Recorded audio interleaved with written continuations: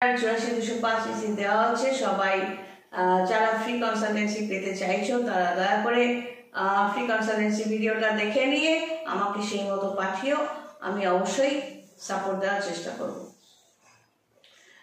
একটা কথা বলি, আজকের এই ড্রেসটা পরে লাস্ট ভিডিওটা করছি, সেটা হলো যে দেখো, আমি ভালো ব্যবহার করা মানেই যে সবাই ভালো আমার সাথে করবে সেটা নাও হতে পারে। এটা হলো বাস্তব। মানুষ খারাপটা শুনতে চায়, সে যত আত্মীয় স্বজন প্রতিবেশী যেই বন্ধু বান্ধব যেই হোক।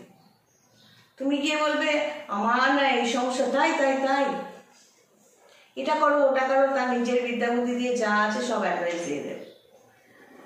কোনো সমস্যা হলে, ফিজিক্যাল সমস্যা হলে খুব কম লোকই পাবে, আমি যদিও বলে দিই, কিন্তু অন্য মানুষের ক্ষেত্রে তারা টোটকা বলতে থাকবে। কখনো কেউ স্ট্রেট ফরওয়ার্ড বলবে না যে ডিরেক্ট ডাক্তারের কাছে যাও, অ্যালোপ্যাথি ডাক্তার।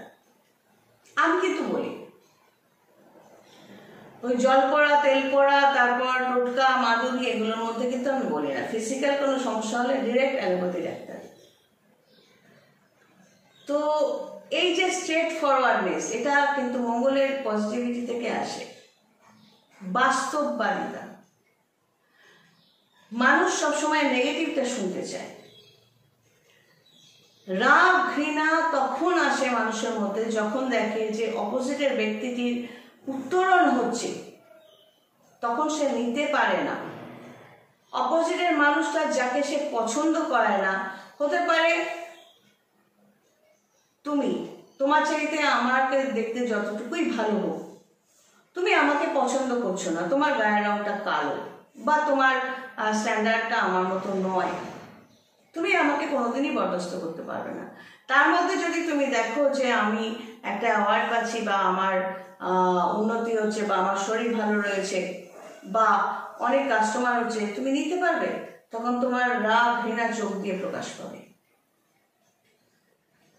তার সাথে ফুটকাটা মানে টোন কাটা কতগুলো কথা তো থাকবেই। তো মানুষ খারাপটা শুনতে চায়, সফলতার গল্প কেউ শুনতে চায় না। জোর করে যদি শোনাও তাহলে সেটা তার তেতো গেলার মতো অবস্থা হয়, সে নিতে পারে না। কারণ তোমাকে তুমি আগে ভালোবাসো, সেটাই বেস্ট। কে তোমায় ভালোবাসবে না আসবে সেই না বাসবে সেই অপেক্ষা করে থেকে তো লাভ নেই। আগে নিজেকে ভালোবাসতে শেখো। অনেক বয়স্ক লোকেরা সেদিন কথা হচ্ছিল যে একজন বয়স্ক লোক বলছে, আমি আমার ছেলেকে বলেছি আমি তোর নামে সবকিছু করে দিয়ে চলে যাচ্ছি, তুই তোর মাকে দেখিস, দরকার পড়লে আমি এসে সব ঠিক করে দেবো। আমি জিজ্ঞেস করলাম আপনার ছেলে কি আপনার বাড়িতেই থাকে? হ্যাঁ, বউ নিয়ে উঠেছে। আমি করবেন না। মানুষ এই চিন্তাধারা, তাকে আমি বয়স্ক হলে কে দেখবে? ভগবান দেখবে। যখন মায়ের গর্ভে ছিলে ওই 8-9 মাস, তখন কি কেউ তোমায় দেখেছিল? তোমার বাপ দেখেছিল না মা দেখেছিল? অটোমেটিক তোমার ফুড জুটে গেছিল। কর্ম ভালো ছিল বলে পয়দা হয়েছ, কর্ম খারাপ থাকলে পেটের মধ্যেই মরে যেতে পারো। পয়দা যেখানেই বলে না, জন্ম হোক যথাযথা তথা কর্ম হোক ভালো, যেখানেই পয়দা হও না কেন, আগের কর্ম যদি ভালো করে থাকো তার রেজাল্ট এই জন্মে কিছু না কিছু অবশ্যই পাবে, আর খারাপ করে থাকলে তার রেজাল্টও পাবে। কোন ফ্যামিলিতে জন্মাচ্ছ, তারা তোমার জন্য কতটা সহযোগিতা করছে বা করবে, সেটা ডিপেন্ড করবে নিজের কর্মফলের ওপর। সেখানে চেঁচামেচি করে লাভ নেই। সেই জন্য আমি আলটিমেট চেষ্টাটা ছিল ওই জায়গাটা, আমার ব্যক্তিগত লাইফেও ওই জায়গাটাকে ত্যাগ করা, ওই মানুষগুলোকে ত্যাগ করা। যে তোমার থেকে নিচু স্ট্যান্ডার্ডের, সে তোমার ঠ্যাং ধরে টান টেনে নামাবে তা না। সে নিজে চেঁচামেচি করে তোমাকে এমন কথা বলবে, তুমি বাধ্য হবে তার কথা উত্তর দিতে, এবং সে তোমাকে তার স্ট্যান্ডার্ডে নামিয়ে নিয়ে যাবে, ঝগড়াঝাটি করে, অসভ্যতা করে। লোকে তখন দেখবে তুমিও তার সাথে ঝগড়া করছো। ওখানে একটাই রাস্তা, ইগনোর করা এবং চুপ করে থাকা। আমি আমার ব্যক্তিগত অভিজ্ঞতার কথা বলি। আমার যেহেতু বৃহস্পতি বুধ এগুলো ভালো রয়েছে, ভালো কন্ডিশনে রয়েছে, যার জন্য হয়তো ভগবানের আশীর্বাদে অনেক বিপরীত সিচুয়েশন আমি হ্যান্ডেল করে চলে আসতে পেরেছি, শেষ পর্যন্ত পেরেছি। কিন্তু মানুষগুলোকে কোনোদিন ক্ষমা করিনি। সবার সবকিছু অ্যাক্টিভিটি বুঝতে পেরেও চুপ করে থাকে। আমার যে কর্মটা, ধরো কেউ বেইমানি করছে, তারপরও তার জন্য করা, সেটা টাকা দিয়েও খাবার দিয়েও করা, আমি করে যাই, যাতে তার পাপটা 10 গুণে বাড়ে। ভগবানও দেখে যে এ আমায় আঘাত করছে, বেইমানি করছে, তারপরও আমি তার জন্য করছি। অর্থাৎ আমি চাইছি তুমি তোমার জায়গা থেকে কোনোদিন উঠতে পারবে না, তোমার বেইমানির ফলটা তুমি ভোগ করো, আমি আমার পুণ্যটা বজায় রাখবো। আমরা যারা বৃহস্পতির লোক, আমরা একটু না খুশি হই। প্রথম কথা, টাকা দিয়ে কেনা যায় না। তোমার কোটি কোটি টাকা থাকলেও তুমি আমাকে যদি বলো আচ্ছা লোক পাঠাচ্ছি আমার এটা করে দিন, বা তুমি খুব বড় হাই রেজিগনেশনে, না, আমার কাছ থেকে কনসালটেন্সি পেতে গেলে যেরকম ভাবে বলা আছে ওইভাবেই তোমাকে আসতে হবে। তুমি আমার লোকাল হও, খুব পরিচিত হও, যাই হোক, তোমাকে ওই সিস্টেমে আসতে হবে, ওগুলো তোমায় পাঠাতে হবে, কনসালটেন্সি করতে হবে, তারপর আমার থেকে তুমি উত্তর পাবে। এটাই হলো মেইন কথা। আমরা না করছি কেন? আমি হয়তো আমার মানসিকতার জন্য আমি যে যোগ্য নয়, যে খিচুড়ি, তাকেও বিরিয়ানির জায়গা দিই, এবং অ্যাজ ইউজুয়াল ওই খিচুড়ি বিরিয়ানি হয়ে আমার মাথাতে উঠে আগে লাঠিটা মারে। আমি তখন ওটাকে আর রাখি না, ওটাকে ডাস্টবিনে ফেলে। খিচুড়িকে যদি বিরিয়ানির সমান মর্যাদা দাও, খিচুড়ি কি আর নিজের জায়গায় থাকতে ভালোবাসবে? সে নিজেকে বিরিয়ানি ভেবে মাথায় উঠে তাণ্ডব নৃত্য করবে। তো যে মানুষ যেরকম, আমি সবসময় চেষ্টা করি ভালো ব্যবহার করতে, বোঝাতে। শেষ পর্যন্ত আমার ডিসিশনে যখন আমি চলে আসি যে এ আমার লিস্ট থেকে বাদ চলে গেল, তখন সে হাউমাউ করলেও আর আমার কাছে আসতে পারে না, আমি সেই জায়গাটা রাখি না। কিন্তু ত্যাগ করার আগে কিন্তু আমি বহুবার চেষ্টা করি সে যেন থাকে। যতক্ষণ ভালো ব্যবহার করতে থাকি সে কিন্তু মাথায় উঠতেই থাকে। এটা শুধু আমার ব্যক্তিগত ব্যাপার না, এটা তোমারও। তোমার বাড়িতে যদি তোমার ছেলের বয়সে অত্যাচার করে, শুরুটা তুমিই করেছো। ছেলে বিয়ে করে তার ভাড়া বাড়িতে অন্য কোথাও বউ নিয়ে ফুর্তি মারুক, যা খুশি করুক, তার নিজের রান্নাঘরে যা খুশি করুক, সেই রাস্তাটা কেন করে দাওনি? কেন ছেলেকে বউ নিয়ে, তার বউশালী শাশুড়ি নিয়ে ফুর্তি মারতে নিজেদের বাড়িতে অ্যালাউ করেছো? কোনো মহিলার ক্ষেত্রে বলছি, সে তো নিজের রান্নাঘরে কেন অ্যালাউ করেছো? ছেলেকে তো বলা উচিত ছিল তুই আলাদা ঘর বসিয়ে নে, দুদিন বাদে তোর বউ এটা সেটা করবে, তখন আমাকেই বাইরে বার করে দিবি। এই যে বাবা মাকে বাইরে ফেলে দেওয়া, তাদের জায়গাটা ছিনিয়ে নেওয়া, এটা কারা করে? এই জিনিসটা ছেলে বউরা কেন করছে? তাদের সেই সুযোগটা দেওয়া হচ্ছে বলে। বিদেশে 18 বছরের পর ছেলে হোক বা মেয়ে হোক, তারা অন্য জায়গায় থাকতে বাধ্য হয়। আমাদের দেশেও আইনটা শক্তভাবে হলে ভালো হতো, স্বাবলম্বিতা আসতো, বাপ মায়ের ঘাড়ের ওপর চেপে প্রেম করার স্বাধীনতা ম্যাটারটা আর আসতো না। যে তোমার জন্য কোনো কর্তব্য করলো না, তার জন্য তুমি বারবার কর্তব্য করতে যাওয়া মানে সে বুঝে নেবে যে তুমি একটি গরু। তুমি যতক্ষণ না জোড়া পায়ে তাকে লাথি মারছো, জোড়া পায়ে লাথি মারলে সে নিন্দে করবে। আরে বাবা, তার আগেও তো সে নিন্দেই করছিল।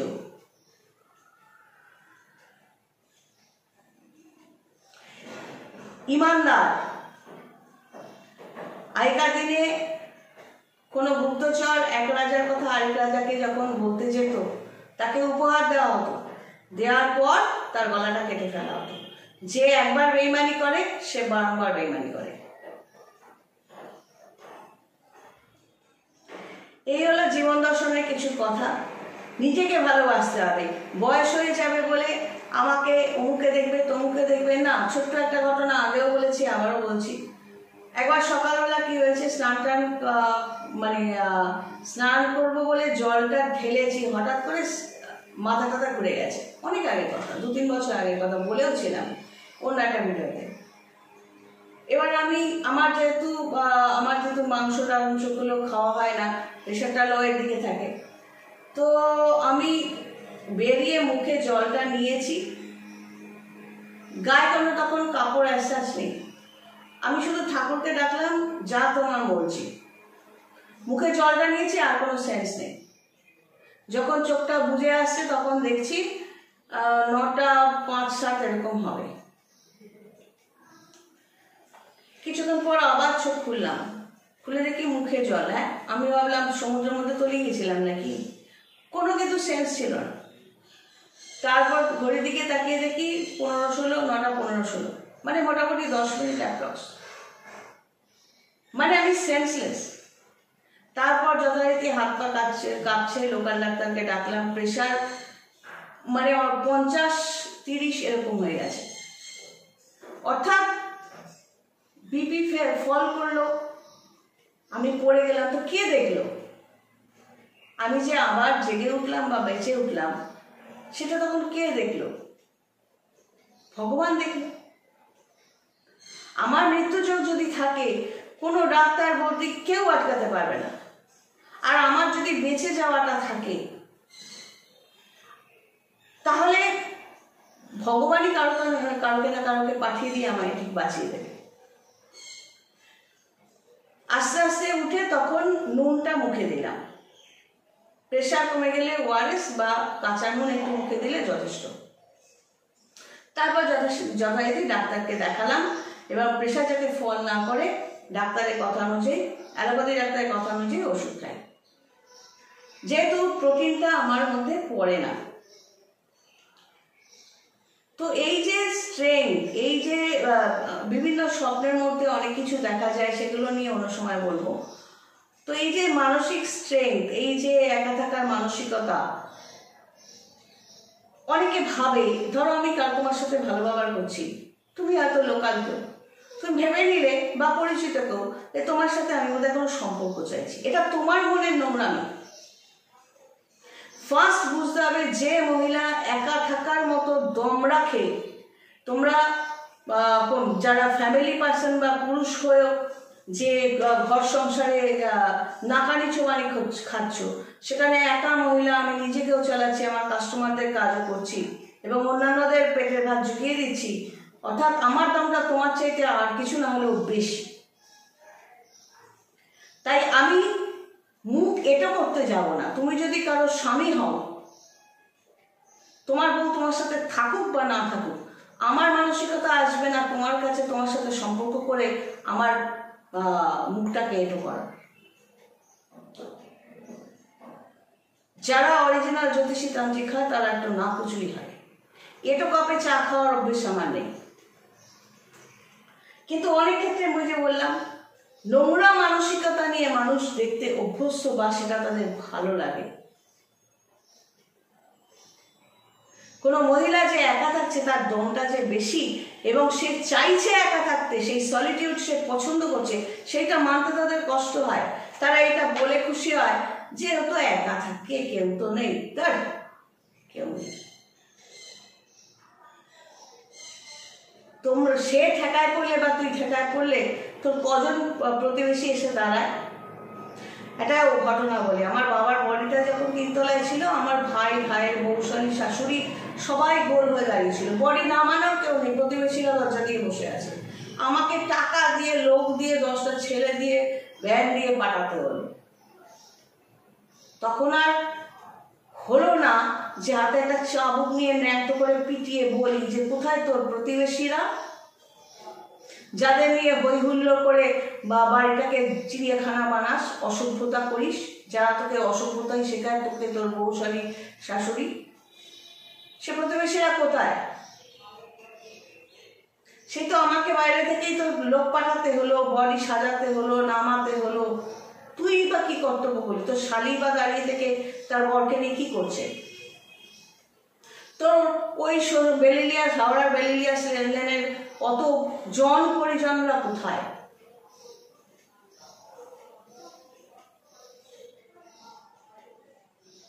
খুব খারাপ লাগে শুনে।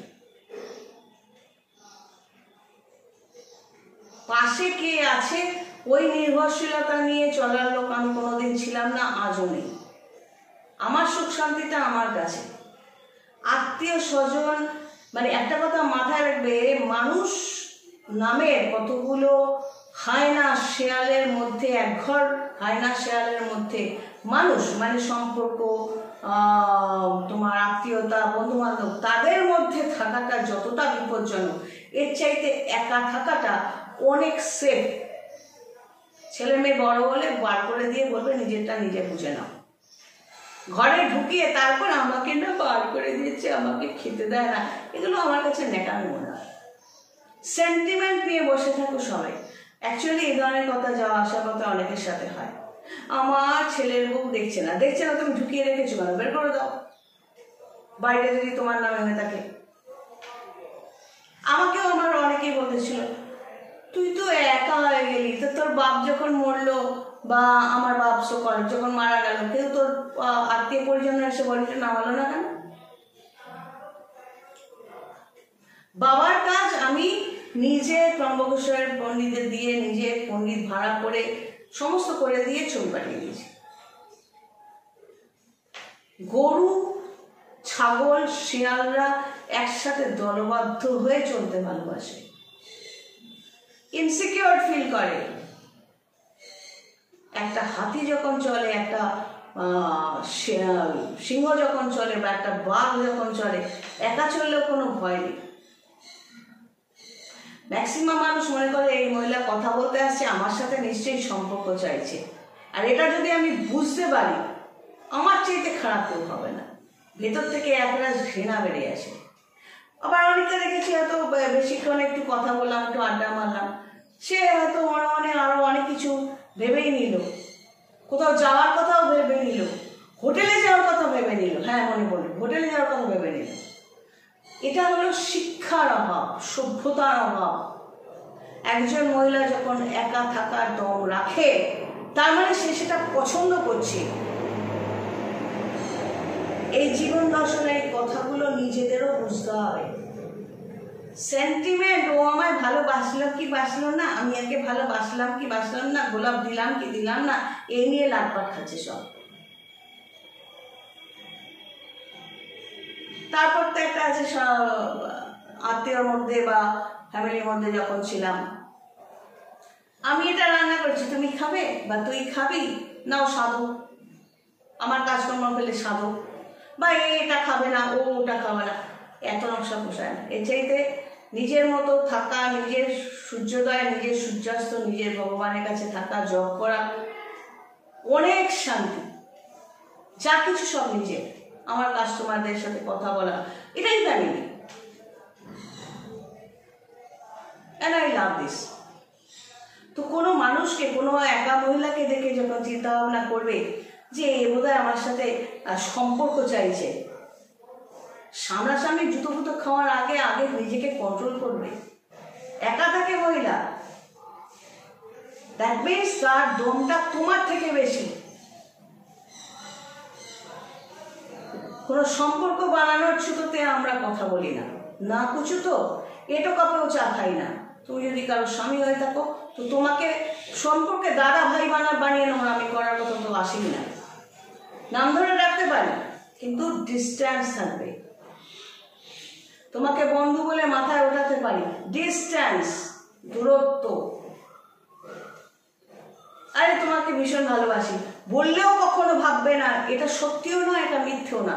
ভালোবাসি মানে শুধুই গোলাপ ফুল হাতে নয়, বন্ধুত্ব মানেই শুধু সঙ্গে সঙ্গে রোজ গুড মর্নিং গুড নাইট দেওয়া নয়। শিক্ষার জায়গাটা, সামাজিকতা, সভ্যতা, ভব্যতা আমাদের এই এখন এতটাই কমে গেছে, বেসিক পয়েন্টগুলো বুঝতে অনেকের অসুবিধা হচ্ছে। আমি তোমাকে মিষ্টি খাওয়ালাম কি ক্যাডবেরি খাওয়ালাম বা এটা কিনে দিলাম বা একসাথে বসে খেলাম, তার মানেও এটা নয় যে আমি তোমার সাথে সম্পর্ক চাইছি। আমাদের মতো মহিলারা যাদের বৃহস্পতি তুঙ্গে থাকে, তাদের একটু বুঝে চলতে হয়। আর যারা রসকস নিয়ে যেসব মেয়ে ছেলেরা ঘুরে বেড়ায়, তাদের তো দেখলেই বোঝা যায়, তাদের ধলানি স্বভাব দেখলেই বোঝা যায়। সেটা আমরা মহিলা হয়ে বুঝতে পারি, বেটা ছেলেরা তো আরো বুঝবে। জীবন দর্শনের ফার্স্ট কথাটা হলো নিজেকে ভালোবাসো। সেই ওষুধপত্রগুলো খাও বয়স হলে, সেই খাবারগুলো খাও যেগুলো সত্যি তোমার জন্য প্রয়োজন। বয়স হওয়ার পর ও দেখবে, সে দেখবে, ও কেন দেখছে না, সে কেন দেখছে না, এই ন্যাকামি তুমিও ভালোবাসো, নাহলে এই ন্যাকামির মধ্যে ঢুকবে কেন? তোমার সন্তানের ভাগ্য তুমি তৈরি করছো না, সে তার জন্মছক, তার date of birth, place of birth, time of বার্থে তার যে কর্মের হাউস, সে সেটাই হবে। অনেক বড় বড় ঘরের ছেলেমেয়েরা গাঁজা ভাঙ খেয়ে পড়ে অ্যারেস্ট হয়ে যাচ্ছে, কেন? বাপ মা তো চেষ্টা করেছিল তাদের একটা ভালো জায়গা দেওয়া, পারেনি। হয় না তো পারবে কোথা থেকে? প্রত্যেকে ইন্ডিভিজুয়ালি নিজের নিজের কর্মভাগ্য নিয়ে চলছে। আগের জন্মের কর্মফলে এই জন্মের একটা কর্মের হাউস পাচ্ছ, এই জন্মের কর্ম দিয়ে সেটাকে এসকালেট করতে হবে, সেটাকে ইমপ্রুভ করতে হবে, তবে তুমি তোমার সাকসেস পাবে। তাবিজ, কবজ, মাদুলি বা তান্ত্রিক বা জ্যোতিষী এরা হলো সাপোর্ট, ম্যাজিশিয়ান নয়। জানি না আজকে কথাগুলো কতটা ভালো লাগলো। যারা ভিডিও দেখছো, আমার ভিডিও দেখো, আমি সত্যি তোমাদের ভালোবাসি। এই ভালোবাসি কথাটা হয়তো ফেক বা মক হয়ে যেতে পারে, কিন্তু আমি তোমাদের সত্যি শ্রদ্ধা করি বললেও একটা বোকা বোকা হয়ে যায়। কিন্তু আমি সত্যি তোমাদের পছন্দ করি। মানে মনে হয় দুনিয়াতে এই যদি একজনও ভিউ করছে আমার ভিডিও, তার মানে এত বড় দুনিয়াতে কেউ একজনও আমার পাশে আছে। যদি 20 জনও ভিউ করছে, তার মানে 20 জন আমার পাশে আছে। এটা তো ভগবানের আশীর্বাদ। সেই 20 জন তো ভগবানের আশীর্বাদ, যারা আমাকে আমার কথাগুলো শুনছে, এবং তারা যদি আমার কথাগুলো নিজের লাইফে অ্যাপ্লাই করে এবং ভালো থাকে, সেটা তো সত্যি আমি নিজেকে গর্বিত বোধ করব যে আমার এই কষ্ট করে করে ভিডিও করাগুলো তাদের কিছুটা হলেও উপকার করতে পারছে। আমি তোমাদের কাছে সত্যিই কৃতজ্ঞ যারা আমার ভিডিওটা সত্যি দেখো। লাইক, সাবস্ক্রাইব যাদের হাতে ইচ্ছে করে না, বা অনেক সময় দেখেছি ভেতরে একটা আছে, লাইক করলেও কোনো এক জায়গায় দেখা যায়, কোনো জায়গায় দেখা যায় না, সেটা নিয়ে মাথা ব্যথা করছি না। বাট আমি তোমাদের কাছে কৃতজ্ঞ, পাশে থেকো। আমি তোমাদের ইন্সপিরেশনেই কিন্তু ফ্রি কনসালটেন্সি চালু করেছি। সবাই ভালো থেকো, গড ব্লেস।